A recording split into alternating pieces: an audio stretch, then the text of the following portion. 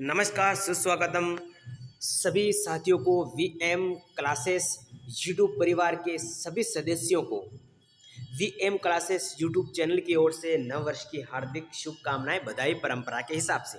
वरना नया साल हमारे लिए कब होगा? जब हमारी ज़िंदगी में वो दिन जो खुशियाँ लेके आने वाला है या लेके आएगा। हर्ष, उल्लास, तमन्ना, बहुत सारी उम्मीदें, आशाएं हमारी सारी जिस दिन पूरी होगी वही हमारे लिए नया दिन होगा, चाहे वह दिन काला ही क्यों ना हो। कहने का मतलब वह दिन जिस दिन हम अपनी मंजिल को पालेंगे वही दिन हमारे लिए सबसे नया साल होगा। जैसे बात करें तो जैसे एक वैकेंसी आने वाली है राजस्थान के संदर्भ में पशु परिजन एनिमल अटेंडेंट की।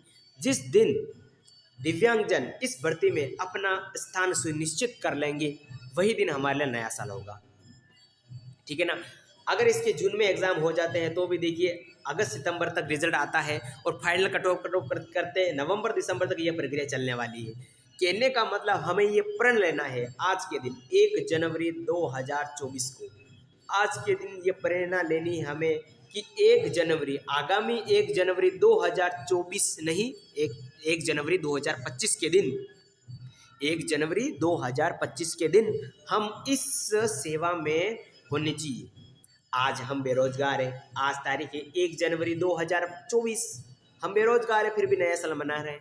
परंपरा के हिसाब से मनाना भी चाहिए, लेकिन प्रण लेना है आज के दिन की आने वाला 1 जनवरी यानी कि 1 जनवरी 2025 के दिन हमें खुद को सोचना है कि आज से 1 साल पहले 1 जनवरी 2024 को हम बेरोजगार थे और आज हम राज्य के सेवा में हैं। कहने का मतलब आज के दिन प्रेरणा लेनी है कि आने वाली 1 जनवरी 2025 के दिन हम राज्य के सेवा में होने चाहिए, इस वैकेंसी में स्थान सुनिश्चित करना है, वही हमारे लिए नया साल होगा। फिर भी पुनः परंपरा के हिसाब से ढेर सारी बताई। ठीक है, आइए शुरू करते हैं। इस वीडियो में हम दिव्यांग पशु परिचर से रिलेटेड ही बात करेंगे, लेकिन बात करेंगे अन्य राज्य से संदर्भ में। अन्य राज्य वाले जो अदर स्टेट वाले बाहरी राज्य वाले भाई हैं, राजस्थान के अलावा जितने भी दूसरे राज्य वाले हैं, कमेंट आया था कुछ भाइयों का कि अन्य वाले जो है फॉर्म भर सकते नहीं भर सकते, तो इसमें फॉर्म भर सकते हैं नहीं भर सकते। देखिए फॉर्म तो भर सकते हैं लेकिन एक शर्त रहेगी, एक शर्त रहेगी।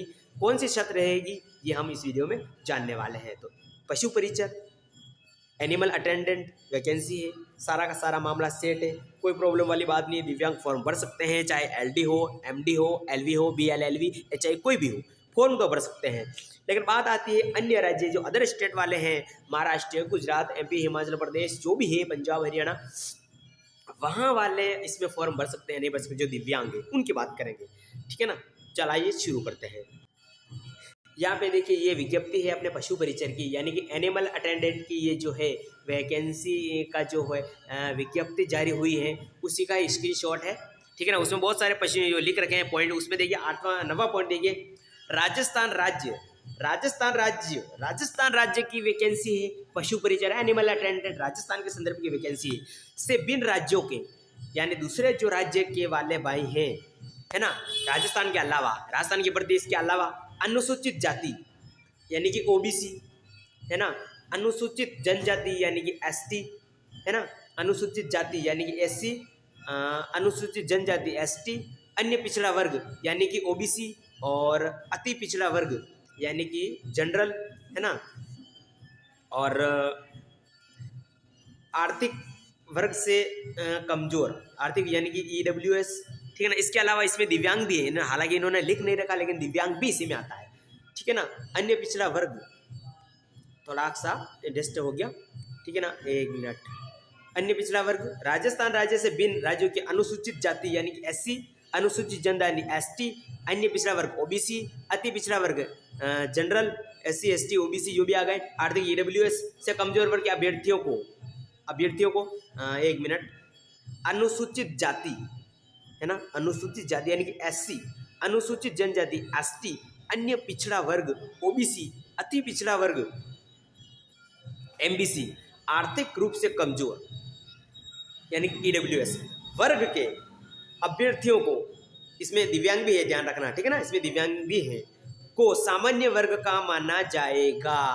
कहने का मतलब अगर आप अन्य किसी राज्य के हो, समझ लो कि आप गुजरात के हो, सपोज करो आप हरियाणा के हो, सपोज करो आप हरियाणा के हो या गुजरात के हो, समझ लो बाय द वे आप एग्जाम्पल के लिए गुजरात के हो, राजस्थान राज्य के अलावा आप किसी भी राज्य में हो, तो आपको जो है राजस्थान राज्य के संदर्भ का रिजर्वेशन नहीं मिलेगा।